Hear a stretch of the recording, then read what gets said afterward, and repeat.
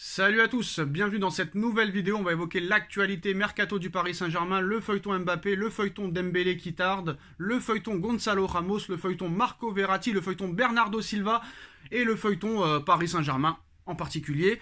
Donc Nono est avec nous, salut Nono. Salut Sacha. Alors comme on vous l'a annoncé ce week-end, deux nouvelles chaînes YouTube sont disponibles. Les liens sont en bas en description. N'hésitez pas à vous abonner en masse. Deux nouveaux projets avec deux nouveaux décors. Les infos de Nono et Sacha, où Nono, ce sera sa chaîne à 100%, où il évoquera le mercato, les débriefs du Paris Saint-Germain, l'actualité du Paris Saint-Germain, et les experts, où de nombreux invités nous rejoindront avec des débats endiablés. Avner, Djibril, Sacha, Nono, des anciens commentateurs football nous rejoindront, des anciens et aussi des actuels youtubeurs parisiens nous rejoindront pour débattre pendant toute cette nouvelle saison. Donc n'hésitez pas, condition sine qua non pour commencer officiellement les vidéos, atteindre le seuil des 1000 abonnés sur les deux chaînes. On n'en est pas loin. N'hésitez pas à vous abonner en masse pour commencer ce nouveau projet. On commence Nono, Bernardo Silva, Ousmane Dembélé, Kylian Mbappé, Marco Verratti, Harry Kane. Par qui tu veux qu'on commence? On va commencer par Verratti. Hier, il partait. Aujourd'hui, Enrique tient absolument à le garder.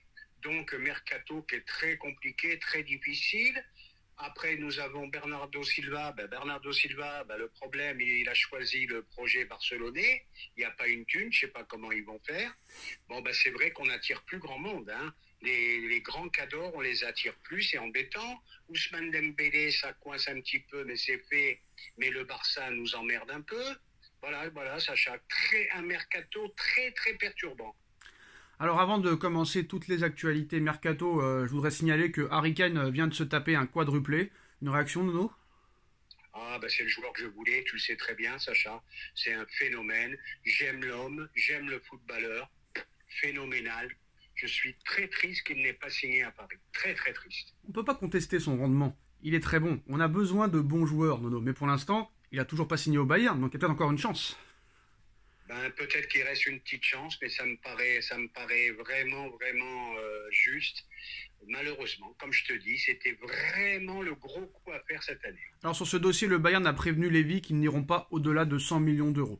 Alors Bernardo Silva a refusé le PSG car il n'était pas totalement convaincu par le projet parisien. Une réaction? C'est normal, quand tu vois le bordel qu'il y a à Paris en ce moment, t'as pas trop envie de venir. Là, je peux pas lui donner tort.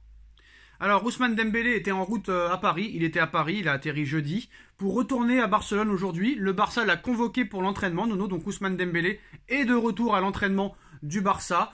Le FC Barcelone s'amuse, comme en 2017, à faire traîner les choses, à envoyer les papiers. Voilà, c'est des gamins, c'est un club de gamins, on l'a toujours dit. Donc voilà, Dembélé qui est de retour à l'entraînement. Bon, quoi qu'il en soit, ça ne remet pas en cause son transfert imminent au Paris Saint-Germain. Qu'est-ce que tu penses du comportement du FC Barcelone? Et de son côté en interne, le Paris Saint-Germain s'amuse du comportement du FC Barcelone en disant que c'est grotesque, que c'est adolescent carrément. Et quoi qu'il en soit, que même s'ils n'envoient pas les papiers, d'ici le 15 août, Ousmane Dembélé a une clause pour quitter de lui-même le Barça si le club en question a payé la clause, qui est le cas du PSG.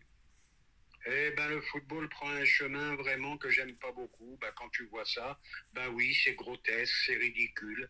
Voilà, t'as le joueur qui a dit qu'il veut aller à Paris. T'as Xavi qui a fait une conférence de presse qui te dit oui, Dembélé c'est fini. Et là, ils font tarder le dossier. Incompréhensible. Alors le Barça a convoqué Dembélé à l'entraînement ce dimanche. Il joue la montre et tarde à envoyer les documents du PSG. Au PSG, l'accord n'est pas remis en cause. Le joueur va bien signer à Paris. Il va donc revenir à Barcelone cet après-midi. Ils ont même vu qu'ils essayaient de le transférer en Arabie Saoudite pour énerver le Paris Saint-Germain. Mais quoi qu'il en soit, Dembélé ne veut que le Paris Saint-Germain. Alors, en ce qui concerne les autres infos, Lyon pour l'instant ne veut pas vendre Bradley Barcola, mais les problèmes financiers de l'Olympique Lyonnais pourraient les obliger à vendre Barcola, qui a un accord déjà avec le Paris Saint-Germain. Lyon en veut 50. Moi, je dis que franchement, c'est hors de question pour moi. C'est mon avis, Nono. Est-ce qu'il faut mettre 50 millions d'euros sur Bradley Barcola? Non, c'est une promesse, on est d'accord. Mais qu'est-ce qu'il a fait? Il a fait 6 mois en Ligue 1. Il faut arrêter avec cette débilité. Payons au juste prix, tout simplement. Alors le PSG a fixé un prix de départ pour Marco Verratti entre 70 et 80 millions d'euros. L'international italien a un accord déjà définitif de 3 ans avec Al Hilal. L'international italien voudrait rester au PSG, mais ne serait pas contre un départ si on le pousse vers la sortie. Nasser Al-Khelaifi préférait conserver le joueur au sein du club, comme Luis Enrique, mais si une offre entre 50 et 70 millions d'euros arrive sur la table, Verratti sera vendu. Honnêtement, Nono, vu la situation du Paris Saint-Germain, est-ce qu'il faut garder Verratti ou est-ce qu'il faut le vendre? Moi, je serais pour le vendre. Mais malheureusement, est-ce qu'on trouvera aussi bien au milieu de terrain s'il part? Le problème, c'est le vendre, d'accord, mais remplacé par qui? Il serait peut-être temps de se réveiller, voilà, parce que tu peux pas partir en Ligue des Champions avec Zahir Emery, Ndour, c'est ça? Tu peux pas partir comme ça. Et il te reste Ugarte, un joueur un peu plus confirmé. Tu peux pas partir avec un milieu de terrain comme ça en Ligue des Champions et même en Ligue 1. En Ligue 1, t'as des milieux plus forts que ça. Alors, le milieu de terrain actuel du Paris Saint-Germain, Vitinha, Ugarte, Zahir Emery, Danilo, Renato Sanchez, Fabian Ruiz, Carlos Soler et plus Marco Verratti. Pour l'instant, c'est les milieux de terrain parisiens disponibles. Bon, quoi qu'on en dise, Verratti est le meilleur de tous. Quoi qu'on en dise. Pas sur cette année qui vient de s'écouler pour moi. Pour mon avis, c'est mon avis. D'accord. C'est mon avis. Bon, c'est vrai, il arrive avec un surpoids, avec un embonpoint. Enrique tient beaucoup à lui, parce que c'est vrai qu'il a quand même, malgré tout ce qu'on peut lui reprocher, il a quand même une grosse qualité technique qui correspond vraiment au jeu d'Enrique. Mais comme on l'a dit, Sacha, plusieurs fois, ça fait des mois qu'on le dit, il fallait vraiment recruter un très très gros numéro 6. Et encore une fois, ils l'ont pas fait. Voilà, ils vont acheter 4 attaquants et pas de numéro 6. Voilà le problème. Alors, Nono, Bernardo Silva qui ne croit pas au projet parisien, Mbappé qui n'y croit plus, Harry Kane apparemment qui n'y croit pas, Osimhen non plus, Zidane qui n'y a jamais cru. C'est quand même des noms renflants. Est-ce qu'on part vers une saison catastrophique? Il y en a même qui disent qu'on sera même pas dans les 3 premiers. Qu'est-ce que tu leur réponds? Je vais te dire, ça va être compliqué. C'est sûr que tu gagneras pas le championnat avec 15 points d'avance, à mon avis, déjà pour commencer. Tu as Marseille qui a bien recruté, tu as Lens qu'il faut compter sur eux. Et je crois que tu as Rennes qui a fait un très bon mercato aussi. Non, c'est compliqué. Et en Ligue des Champions, là, avec cet effectif-là, écoute, ça va être compliqué aussi. Moi, je le dis, j'ai pas peur de le dire. Déjà, le premier match, je le sens pas. Voilà, je te le dis. Lorient a repris 2 semaines avant le Paris Saint-Germain avec un effectif très huilé, qui se connaît très très très bien. Ils n'auront aucun complexe, avec un très très bon entraîneur. Donc moi, je pense que ce premier match, où il n'y aura aucun automatisme, très clairement, avec tes meilleurs joueurs qui seront absents, comme Nuno Mendes, comme Kylian Mbappé. On ne sait pas si Neymar sera à 100% parce que c'est pas parce qu'il a mis un doublé contre Motors, je ne sais pas quoi, qui sera au niveau. Moi, franchement, ce premier match, je le sens pas, Nono. Après, on verra ce qui se passera. Pour Randal Kolo Muani, il y aura un accord avec Kolo Muani, mais Francfort veut 100 millions d'euros. Hors de question pour le Paris Saint-Germain de payer une telle somme. Paris n'est pas prêt à aller au-delà de 50 millions pour Kolo Muani et est prêt à offrir Hugo Ekitike pour faire baisser le prix. Est-ce qu'il faut vraiment aller sur Kolo Muani? Je vais encore me répéter et je m'en excuse parce que ça peut être lassant. Kolo Muani, il arrive de Nantes à Francfort gratuit. Voilà. Là, quand il fallait le prendre, il n'y avait personne au PSG pour s'attarder sur son cas. Et voilà, maintenant, aujourd'hui, il vaut 100 bars. Voilà. Et puis 100 bars, il les vaut pas. Point final. Est-ce qu'il les vaut pas? Ça, on ne sait pas vraiment, mais par rapport à d'autres joueurs, si Kolo Muani, qui a quand même fait une finale de Coupe du Monde et qui a marqué 23 buts et délivré 17 passes décisives cette saison en 46 matchs avec Francfort, décisif tous les 91 minutes, finaliste de la dernière Coupe du Monde. Nono, pourquoi Gonzalo Ramos les vaudrait et pas Kolo Muani? Et est-ce que vraiment les deux les valent? Pour moi, non. Alors, Ramos, je dis non. Voilà. Bon, à choisir entre les deux, je vais te dire franchement, je préfère Kolo Muani. Moi, Ramos, il m'inspire pas beaucoup. Je dis pas que c'est un mauvais joueur, mais je pense pas que c'est une telle valeur. Bon, voilà, qu'est-ce que tu veux que je te dise? Les prix sont exorbitants, il n'y a plus de prix dans les mercatos. Un joueur moyen aujourd'hui, un joueur moyen bon, ça vaut 80 briques. Qu'est-ce que tu veux que je te dise? Le football a changé.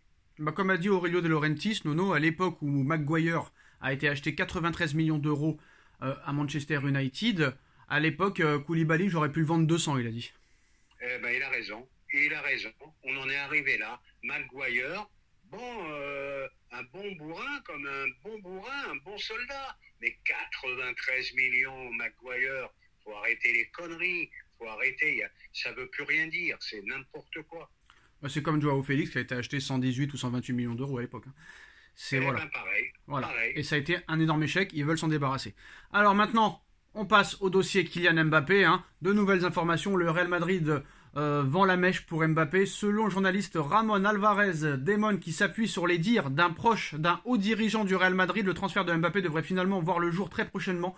Au sein du club espagnol, ils tiennent pour acquis l'arrivée du joueur français. Pour l'heure, la Casablanca n'a pas encore lancé officiellement les négociations avec le PSG, mais tout paraît aller très très vite dans ce dossier. Et à en croire le journaliste, le clan Mbappé discute régulièrement avec le Real Madrid et Florentino Pérez pour organiser sa venue en Espagne lors de ce mercato. Le PSG ne serait pas contre un accord très vite à condition que le club merengue réponde à l'offre que demandent les dirigeants parisiens. Et elles sont importantes. Donc Al-Khelaifi ne souhaite pas brader sa star même à un an de la fin de son contrat. Il réclamerait une somme à 200 millions d'euros, un montant qui pourrait peut-être refroidir Pérez, mais surtout que le joueur arrive en fin de contrat dans quelques mois. Mais quoi qu'il en soit, on va pas redire les arguments Nono parce que ça va saouler tout le monde, mais quoi qu'il en soit, libre ou pas libre, Pérez ça lui coûtera 100 patates. Donc le Parisien Nono, maintenant les Espagnols, mais ça on le savait, PSG Community qui a confirmé aujourd'hui, encore une fois, aujourd'hui, hein, il y a quelques heures, que Mbappé sera madrilène pour 200 millions d'euros plus 50 millions d'euros de bonus. Donc tout va s'accélérer à partir du 15 août apparemment.